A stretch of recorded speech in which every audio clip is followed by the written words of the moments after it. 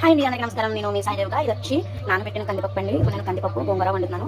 First ఒక అరగంట సేపు నానబెట్టుకున్న కందిపప్పు ఉంచాలండి పక్కన. ఆ తర్వాత స్టవ్ వెలిగించి పప్పు విడిగా ఉడకపెట్టాలండి. ఆ తర్వాత గోంగూరని శుభ్రంగా కడిగి ఉంచుకోవాలండి. ఇది